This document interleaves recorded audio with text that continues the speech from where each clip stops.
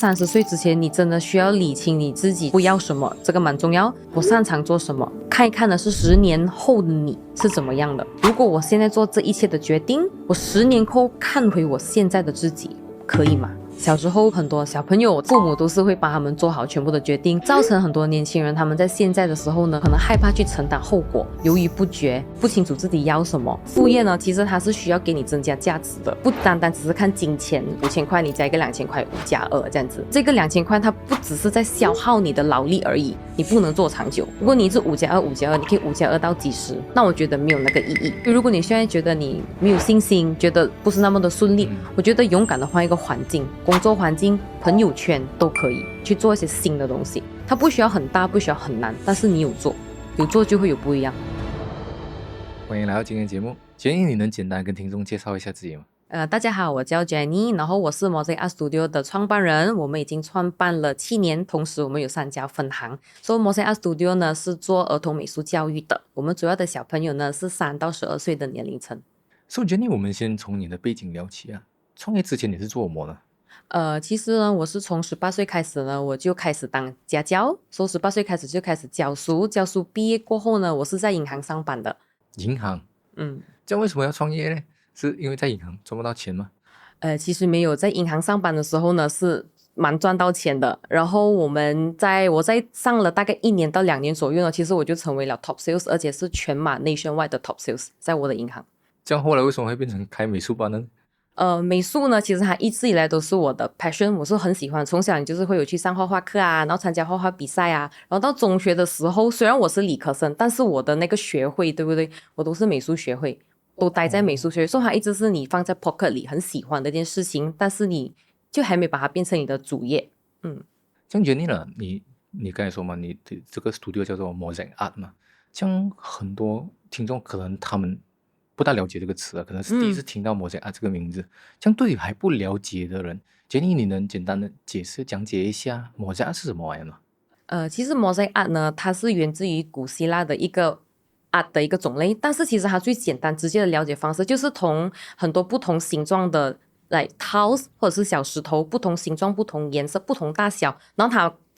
combine 在一起，它变成一幅画。当你在完成这幅作品的时候呢，就像拼凑你的人生，甚至 building 你的 character， 就是有很多拼小小凑凑的回忆、你的经验、你的理念拼凑起来，成为一个人生。其实在西方国家是大家都懂的，只是我们亚洲非常少，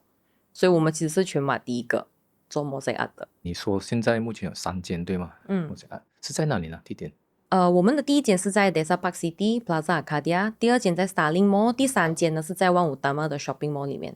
这样 Jenny 其实呢，在市场上也是有很多美术班嘛。这样 Jenny 你们做的那个美术班跟其他人有什么不一样呢？在我们这边呢，其实我们是提倡新式美术教育。最主要的第一个就是我们的老师，其实在孩子的学习过程中呢，是一个陪伴者。我们不是给予他 instruction， 小孩子进来上课的时候就坐下听完 instruction， 一步一步完成，然后带走。我们是在孩子的旁边，然后是 guide 他，看孩子有什么想法。老师是一个协助的角色，这是我们的上课的一个方式。我们的课程呢是鼓励小朋友透过认识不同的美术材料，然后来完成一幅作品，然后带回去。今天我想跟你了解一下，因为我其实很好奇，你 before 这个的时候，你在大学啊，你其实是读什么呢？我的 major 是 business finance。 然后过后你做 bank， 然后对创业变成美术班。就是我看到现在是其实很多人啊，很多年轻人，可能他们读的时候啊，在读着大学的时候，他们读的是一个科系。像 after 的时候，他会觉得说，我是不是需要做一样的东西，还是其实在你的看法来讲啊，有没有这样的一个 restriction 呢？这是也是常常听到的一些年轻人或者一些家长们他们会关心的一个问题，就是我现在读的是这个，那我以后是不是就一定要做这个？或者他们会关心说，哎呀，我读了这个，但是我出来我没有做，那我会不会浪费？比如说他读的是 engineer， 但是他毕业过后他可能去创业，他可能是去卖杯子。但其实我都很相信，你读的这3年4年的大学里面，所有的那个学习的过程，你的经历，你周遭的环境，都是一个很好的基础，让你以后在你做任何一个行业里面呢，都是给你一个很大的帮助，跟一个垫脚一个 foundation。如果你有读这个科系，你一定把它读好，出来做不做那是另外一回事。这样现在其实很多年轻人，他们也是有这个想法啊，maybe 他想要创业，这样 Jenny 在你看来，你会鼓励年轻人创业吗？我当然是非常鼓励的。你觉得什么样的人适合创业，什么样的人适合打工呢？我觉得首先适合创业的人，他要承受得起失败跟挫折是非常非常多的。虽然我理解在打工上也是会有挫败，也是会有失败，可是那个打击的那个深度，我觉得创业来的打击的深度真的是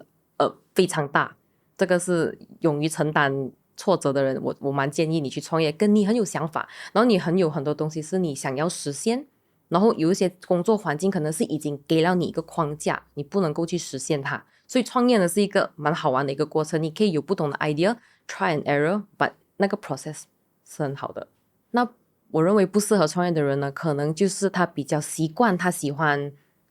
按部就班，比较规规矩矩的，一步一步的往上爬那一种，我觉得他的确是可以很适合去做他在打工 career 方面的生涯规划。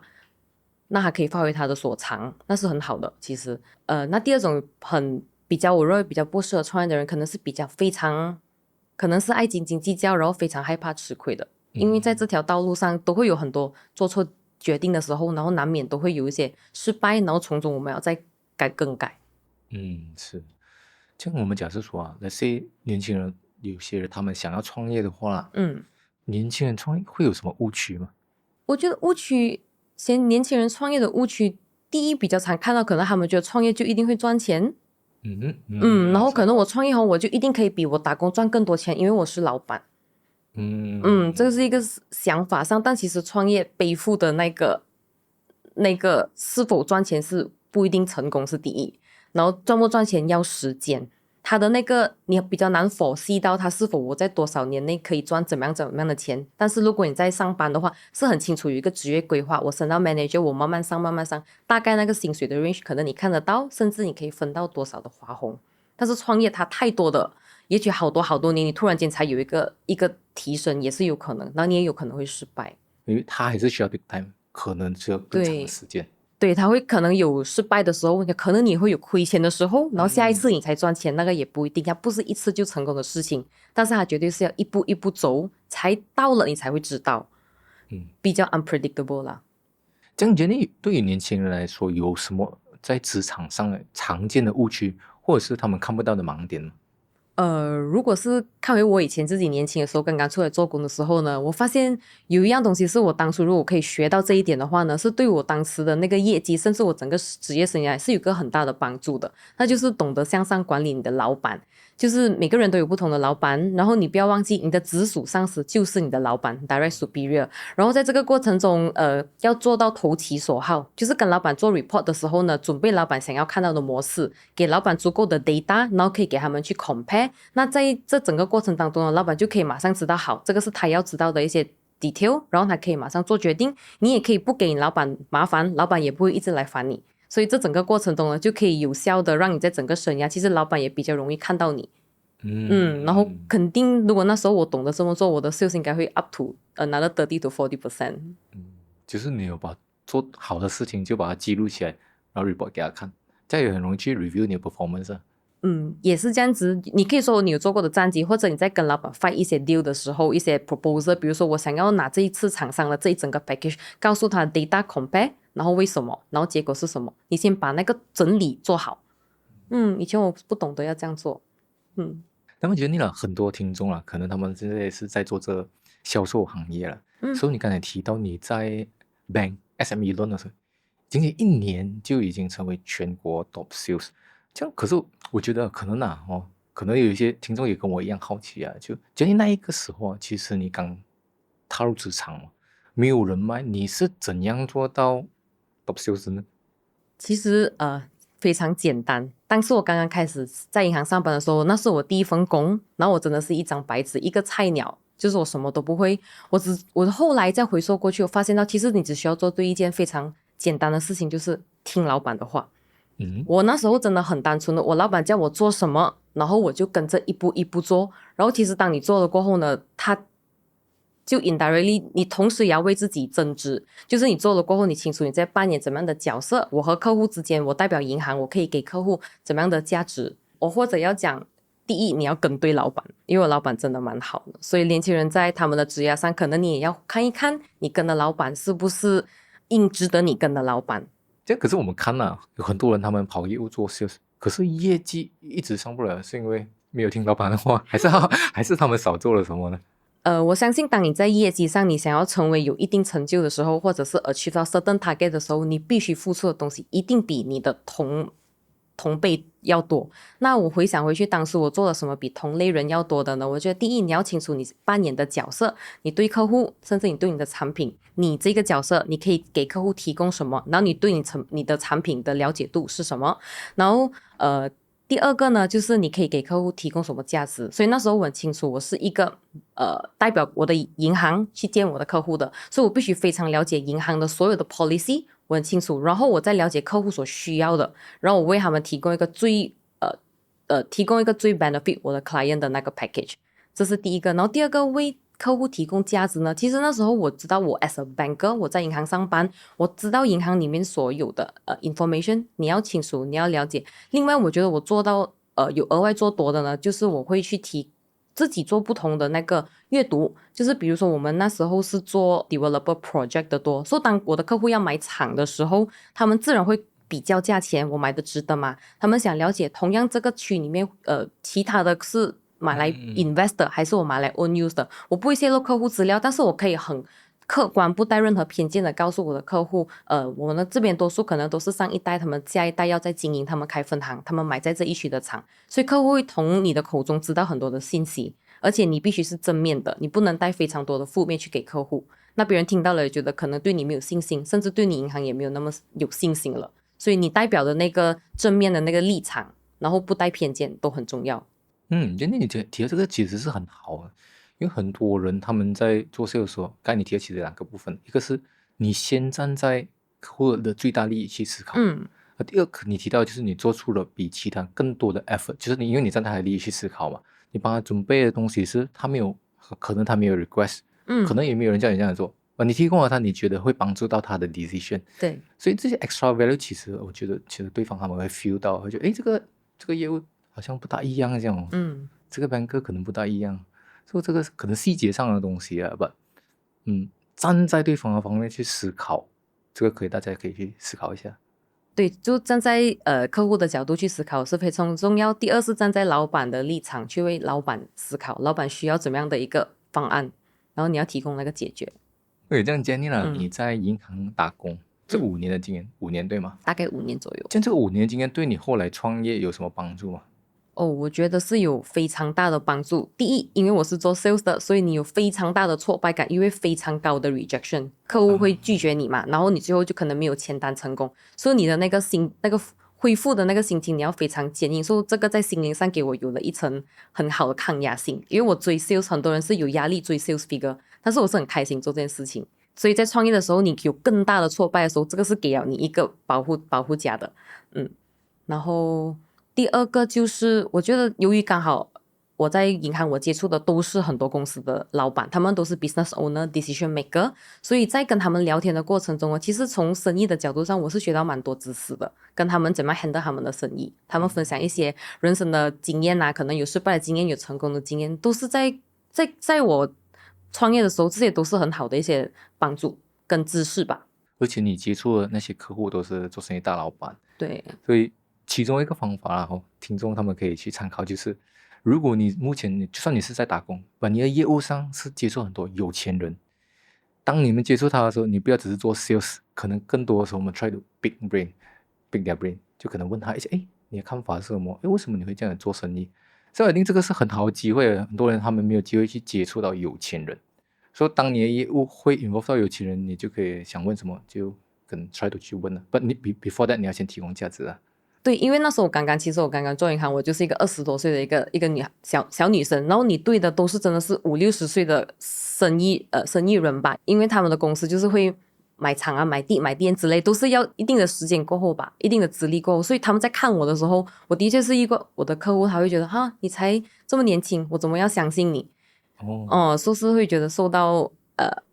就会觉得他们会觉得你这么年轻，我要怎么相信你？但我那时候的表现就是我告诉他，诶，这个 project 我的确做了这么多间，我懂那个价钱是这样，所以我可以帮你这样。所以那整个 meeting 沟通完过后，到最后那个客户他是讲，哎，你是什么宗教啊？你有没有男朋友啊？那他讲他想介绍他的儿子给我。这是我觉得那整个过程中你不是感觉到不开心哦，你看不起我是吗？但我是没有那个感觉，我就是很正常的，我就把我所做的功课，我告诉你这个 project 我 handle 这样多，然后这样，我可以给到你这样，所以我相信客户应该是看到了这个正面的那个立场吧。我当时是完全没有感到不悦，就完全不会。OK， 这样简单了，在你创业的过程中了，你学到最重要的 lesson 是什么？最大的 lesson 就是你如果要找伙伴，你要找对伙伴很重要，理念相同，然后如果有的话，请签合同 black and white。有什么故事吗？简单来说，就是因为我们当初没有签到这个合同，说对方他是开了一个很高的价钱，他开了一个6位数 to buy over 他的 share， 所以其实如果跟着合同来走，其实他是不需要开到一个这么不合理的价格。所以这个教训对我来讲，当时是给我一个很大的人生的一个震撼弹。所以这个也是很重要一下。我觉得非常重要。如果你有把合同先签好，不是来friend 我们很开心我们就开始了，但是这个black and white 的 contract 你们没有做到这个部分，就有机会面临这样的一个损失。然后不管你赚钱或你不赚钱都好，这个都会是造成以后很大的困扰。所以为了公司的利益为上的时候，你要走长远的话，一定要把公司的利益为先，我们的利益为后。所以把这个合同要做好 black and white clear， 这样子是保障双方最好的方法。所以这是很大的教训对我来讲。讲到金钱还是 black and white 比较好，分清楚比较好。当然还有人性的丑陋也是。不要挑战人性。我没有挑战。OK，so Jenny 了，你之前在银行工作吗？那个时候你也是周末在教补习。这样其实现在斜杠青年这个概念呢也是很流行，可能是因为我们的通货膨胀或者是生活费越来越高了。这样 Jenny 你会建议年轻人去斜杠吗？我也蛮建议的，因为斜杠你要多一份收入嘛，就是增加收入来源。第二个，我觉得现在的年轻人你们有很好的那个平台跟那个环境，因为有了mobile workings， 有了很多的网络资讯，你可以随时随地你就有那个机会去做一些工之类的，你接 job 那些都比较可以，比起我们那个年代是容易以及快很多。所以 for 增加收入来源的话呢，我当然赞成。这样斜杠的话有什么误区吗？斜杠的误区我相信最大的就是主副部分，就是你忘了你的主业是什么，然后你的副业是什么。如果你有主业你有副业的话，你应该瓜分很清楚，你的主业是你的根，副业是你的叶子。所以很多年轻人他们一斜杠，他们可能把他们上班的时间，他们拿着这个可能5000块的收入，他们要赚一个 extra 2000块的那个副业，他们就会把那个时间主业的时间拿去做他副业的事情。比如说可能他是一个designer， 然后他副业他是周末得空他去帮人家街拍一些街拍啊还是婚纱，然后他 edit 照片他用他上班的时间电脑来做 edit， 然后因为他可能要赶工交给他的 client 之类的，这样变成你对不起你现在请你的老板，因为你用他给你的资源去赚你自己的外快，然后这个我觉得就变成你会主副不分，这是蛮大的误区。你要搞清楚你的主业是什么，然后你在你能力范围里面你可以来一些副业，但是这个副业呢其实它是需要给你增加价值的。我觉得是这样，不单单只是看金钱amount而已。比如说你拿一个5000块，你加一个2000块，5+2这样子，然后这个2000块它不只是在消耗你的劳力而已，你不能做长久，那我觉得没有那个意义。你倒不如把这个精神放在你的主业，其实它是可以给你以后的那个增长，其实超过你现在的5+2。可能你老板可以给你 bonus， 或者老板要开分行，他鼓励内部创业，他给你 further 的 shares 之类的，这个反而是有增加你现在的价值。如果你是5+2，你可以5+2到几十，然后你现在的主业反而并没有在里面，你没有在里面成长，你没有在里面一直在grow 你自己，这样变成你以后再换下一间公司，也就是5.5+2，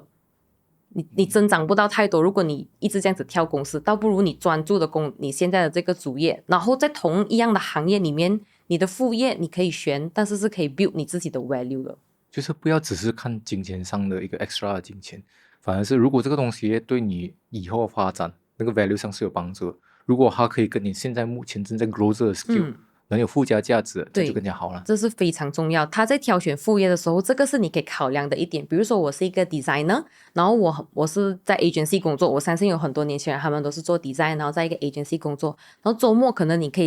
你有你的 skill 是比如说拍摄，然后这些 skill 是 soft skill 是别人拿不走的，因为你学起来你拍多了，那个是你累积的价值，然后你可能就会接一个 job。然后你现有的工作又是 designer， 你又会 edit 照片，所以这个工作这个 skill 是你附加的价值。此外，你在你选的这个副业里面呢，你尽量选精小的，比如说你是拍摄，这样 instead of 你每个event你都拍，我接到就我就拍，不如你专挑，我只拍小猫咪，所以我最后我就变成猫咪专属摄影师。你拍久了，你就把它拍得精，然后在这一个小精里面做到最好，我觉得是可以这样子走。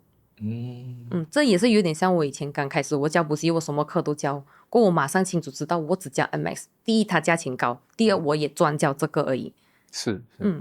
所以找到一个定位，与其讲 become all rounder， 你找到一个定位把它做到第一，这样人家要那件事情就肯定会先想到你。对，然后我觉得这样很有价值，给顾客也显得你的专业。这样年轻人要怎样去找出他们想要什么？你有什么建议给他们呢？其实是看回小时候，比如说很多的，我们发现到很多小朋友他们都不太有机会去自己为自己做决定，可能父母都是会帮他们做好全部的决定，所以造成很多年轻人他们在现在的时候呢，要做决定的时候，可能害怕去承担后果，犹豫不决，然后就不清楚自己要什么。所以这些东西其实可以练习的，可能从小在我们比如说我们上课的时候，我们的 art class 都是让孩子先去思考你想要怎么样，然后我们在一定的空间里面呢，我们都给他足够的那个空间去做决定，在上课的时候。所以如果说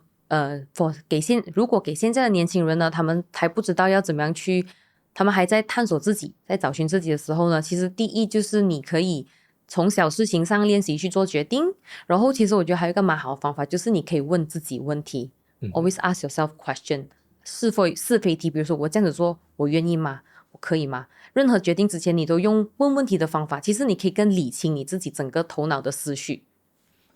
帮助蛮大的。是，觉得你提到这个方法，我觉得蛮好啊，因为我发现很多人他们其实没有问自己的问题，他们也没有去写，比如讲写手账啊、journal 这样子一个习惯。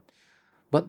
这个是我以前的一个方式啊，就是我发现我们在问自己 question， 尤其在写 question， 然后自己回答的时候，我们要写下来的时候，你的头脑必须经过 process 啊，而 process 的时候是让你去抓你自己其实是想的是什么。我发现很多年轻人他们其实没有做这个动作。对，这个是可以从小小的练习，因为写笔记我自己也蛮喜欢的。对，如果现在可能时代非常快，他们可能不是写在书，你在 iPad 或者在你电话的 note 你放一放，然后你必须慢慢的再看回那个句子，是速度放慢，因为有时候速度太快的时候呢，你无法深入。这样原理呢，我们讲在人生重要的节点上，可能很多事情需要提前规划。说比如我们讲说了，30岁是一个分水岭嘛。那么你认为有什么东西是30岁之前就应该要去想清楚的吗？如果事业上的话，我觉得30岁之前，你真的需要理清你自己是不要什么，这个蛮重要。然后你也可以必须理清的是，我擅长做什么。然后我以后可能你要看一看的是觉得10年后的你是怎么样的。对，你可以看到10年后的你大概会在做些什么事情，不一定要是事业上，但是在人生上，你的生活的步骤是怎么样，你可以做的一些事情是怎么样，时间上怎么安排。可以这样的一个规划，或者你也可以问问自己问题。我常常也是会这样子做，如果我现在做这一切的决定，我10年后看回我现在的自己，可以吗？这个方法蛮好的。比如说我现在跟朋友吵架，我心情不好，我20岁，但是我想一想，如果我30岁看回这件事情，根本是皮毛蒜丝而已，那你现在就不要那么纠结。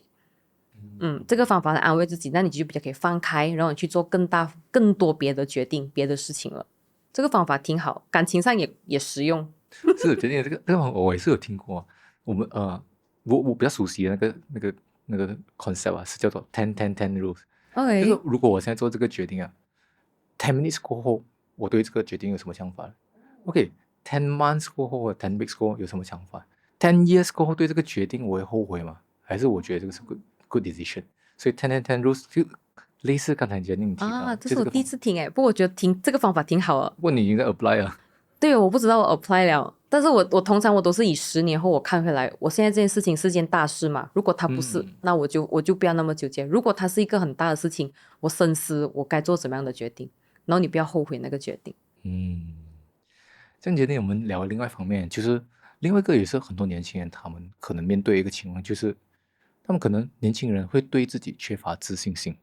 就他们害怕去表达自己的想法，或者讲说可能有些人会觉得自己好像什么事情都做不好，这样子一个情况。这样 Jenny 在你看来啊，对你来说啊，自信心重要吗？这样对于缺乏自信的年轻人，你有什么建议给他们呢？自信心我觉得是非常重要，而且它必须从小培养。所以自信的东西，首先第一步要相信你自己，因为很多人在整个过程中，其实他们都是属于质疑的那个过程。他不敢去相信，他不相信他值得拥有，或者是一直有一个自我认知的那个卡在那边。因为这个真的是必须从小培养，包括你的环境、周遭的人怎么对待你。因为永远谈回小孩子的话呢，一个孩子他在被不同的情况对待之下，是完全会产生出另外一种不同的那个后果的。所以两个小孩如果他们是双胞胎都好，然后他们在不同的环境下成长，遇到不同的待遇，完全是会不一样。所以如何对待别人跟如何被对待呢，是会影响一个 character building。那么对于现在的年轻人，他们已经可能之前在成长过程中被打击到自信心，要怎样去培养回来呢？那我觉得换环境是个不错的方法，因为一个周遭的环境呢，绝对会影响你现在的整个 vibes， 你的思想，你看世界的角度，你看别人的态度。所以如果你现在觉得你没有信心，觉得周围都好像很不是那么的顺利，我觉得勇敢的换一个环境是个蛮好的方法，国内国外都好，工作环境、朋友圈都可以。生活习惯换个从来没有做过的事情，最简单的 WhatsApp 的 profile picture 换一个，设成你新年的一个新的那个 goal， 这样子，这都是一个转换。然后那个照片其实可能也就代表了你今年新的一个方向也好，所以这是一个小小的，你换个 profile picture 我都觉得蛮好的。从这边开始，大的你可以换一个旅行，你可以换你没有做过的运动，比如说我挑战我去爬Broga Hill， 我没有爬过，这些小小的我都觉得蛮不错。或者是我没有背过我没有背过一个蛋糕，我去做一些新的东西，它不需要很大，不需要很难，但是你有做就会有不一样。这个很好诶，因为可能之前就做什么都觉得自己做不好，这样我们就 start from 小事来做起。可能不是做 existing 好像 Jenny 提到，可能换做一个东西，可能他现在去做一下 maybe 花艺啊，可能做一下 baking 啊，所以在慢慢做的过程，他讲，我其实也做得不错，从小事慢慢重新建立回那个 confidence。但绝对是这样子，而且那个过程吧，如果做出来，你认为那个蛋糕 bake 都不好吃，但是其实你做了，你已经有完成，这应该拍手。比如说爬山，你没有爬过 Broga Hill， 我就不擅长爬山，但是我爬了，我爬完了，即使我有跌倒，我还是爬了。我觉得都是有做就值得鼓励。是，而且我们要懂得去 appreciate 自己的 progress，不是一定要看那一个成绩，而是那个 progress， 我做了，我进步了，我看到以前的我的做的事情是，我进步了，对，我今年 big again， 我明年 big again 又不一样了，对，有不一样就很好玩啊，我觉得就是要好玩。这样讲呢，我们也看有的时候我们讲思维方式，它会决定了一个人的发展方向。这样 Jenny， 你可以分享一些你觉得对年轻人来说很重要的思维吗？那我就觉得可能现在很多年轻人他们都非常追求结果论，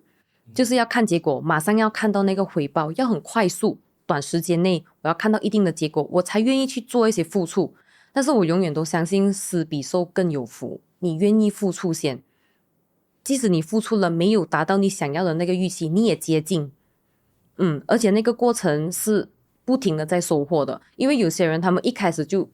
做了一个 stop， 我不愿意做，因为我觉得那个后果可能是这样，结果论，我认为我做这件事情，我的收获就是那1000块，我不稀罕那1000块，然后就是结果论。但是其实你在做的过程中，你学到的东西其实绝对不止这样，就这个是价值在看你可以为自己附加的价值而已，不单单就直接看那个结果，或者看那个时间。他们要快速达到一样东西，我觉得这是常常我看到的一个现象吧。现在很多年轻人都要快速，包括我们看影片也好，我们看一些媒体上，他们都是要短影片，快速。但是快速就是让你的头脑麻痹了，你没有停下来的那个时间。所以我觉得他们在看这个现在的思维可以换一换，就是偶尔你可以慢，然后再看看你可以给到的价值是什么。instead of 你直接看我最后要这个东西，很计较付出。那我一开始我觉得我得不到，那我就不付出了很多。如果他们只是 define 那个结果，最终结果是 as 金钱，或者是一个specific 一个东西啊，其实你在做那件事情的时候啊，你个人的成长上啊，那一个东西是不能用金钱来去衡量的。比如讲说你个人在于自信心上的成长，比如你在人脉上的get 到的那个圈子，甚至是你因为做了这个吃了一个亏，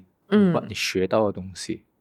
I think 这个东西不是讲一定要用金钱来衡量，所以除了在看金钱 as 一个最终结果的同时，你也要看到，我在这个 progress 的成长是什么。对，maybe 也是很重要啊。这都是人生的累积的那个经验值，才是你以后真的长大过后，你看回去，这一切真的是不枉此付出的。即使是失败都好，它都是一个以后的一个还是一个怎么说？现在的失败是以后的那个果实吧。失败真的不是一个太大的事情而已。这样今天我们来看另外一个，现在很多人啊，年轻人，所有人关注的一个焦点就是在怎样去提升收入了。这样，因为我们也提到了，就是因为现在的生活费真的是越来越高，所以很多年轻人他们就会面对一个问题啊，就是钱不够用。所以假设说了，现在一个年轻人他目前的薪水是3000块，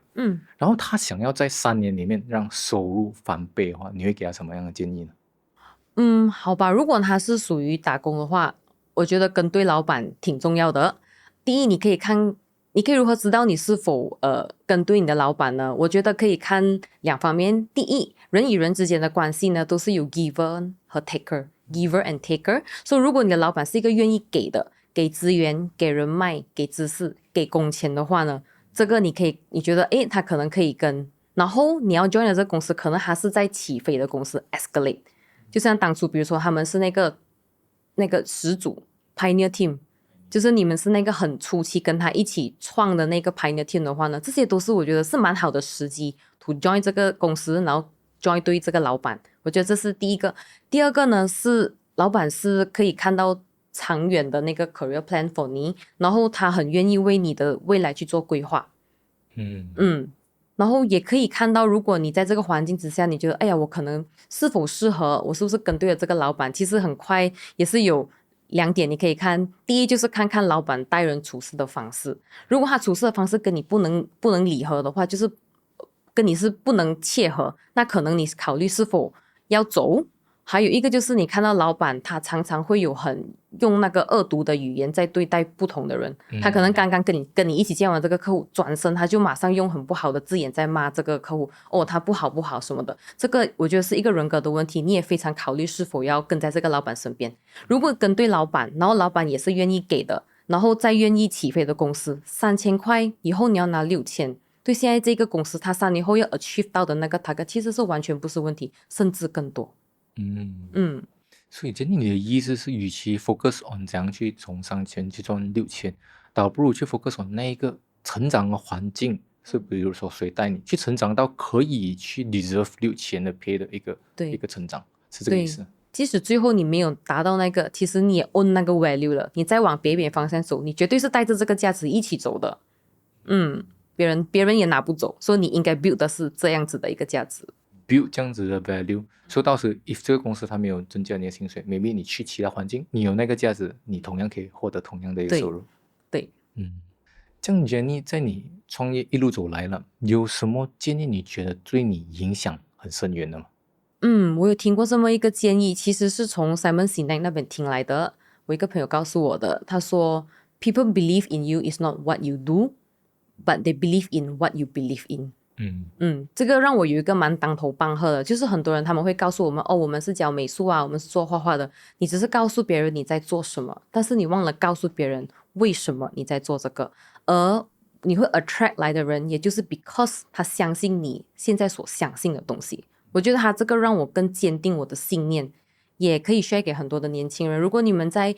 不管是打工或者是创业都好，你们在犹豫你们到底为什么在做现在这件事情的时候，请你去想一想 Why are you doing this？ 然后你相信你现在所做的东西那个力量是可以让你在你任何的职业生涯都更有那个发挥力，让你更 motivate 你去做到更多的东西。所以这个我觉得很重要。就 Jenny 我想知道了哈，就假设说了今天你不是做美术班，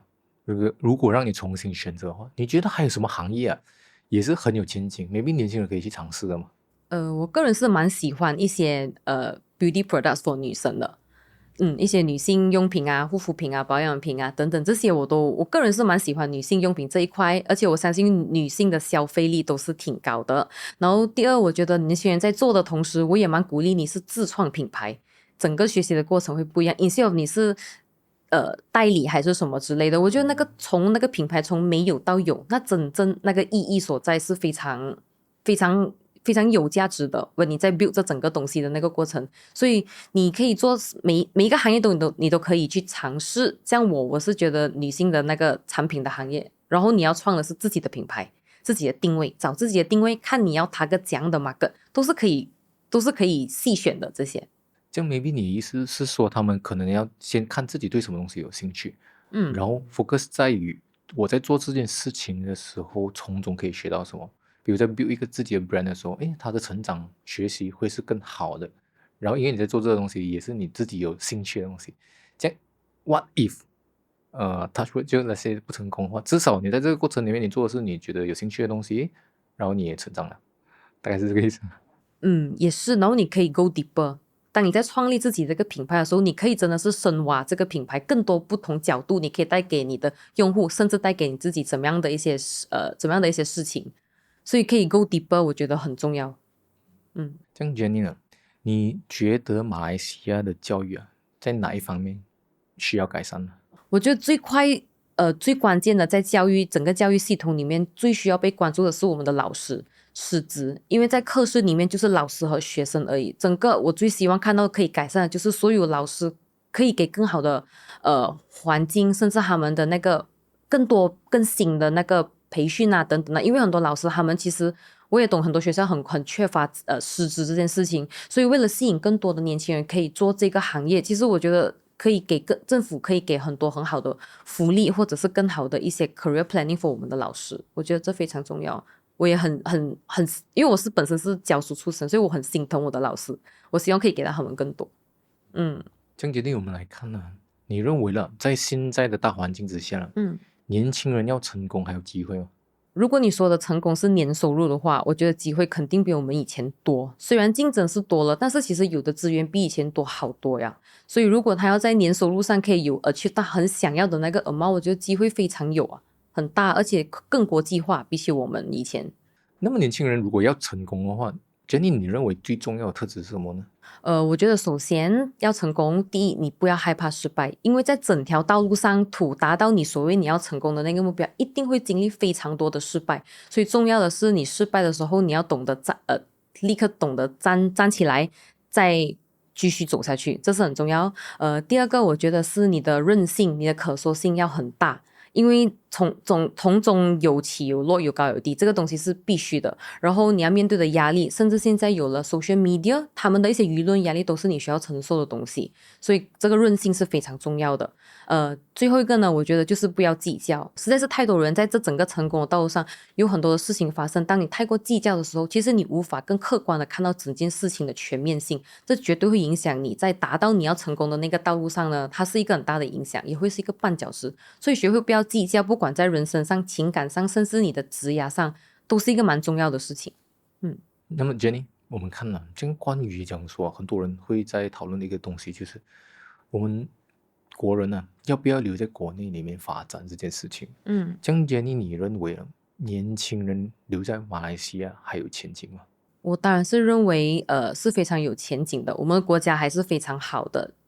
放眼整个东南亚来看，我们不管从我们的地理位置我们的语言、我们的国际度、我们的政治稳定度，其实我们都蛮优先的，我觉得。然后我们的年轻人呢，他在整个成长的过程中或者是他整个职涯中呢，其实我觉得建立自我认同感是非常重要的。你要认同你是马来西亚人，然后懂我们这边的年轻人其实具备很多这样的优势。其实语言是首先一个非常大的优势。我们的国家其实是有一个非常好的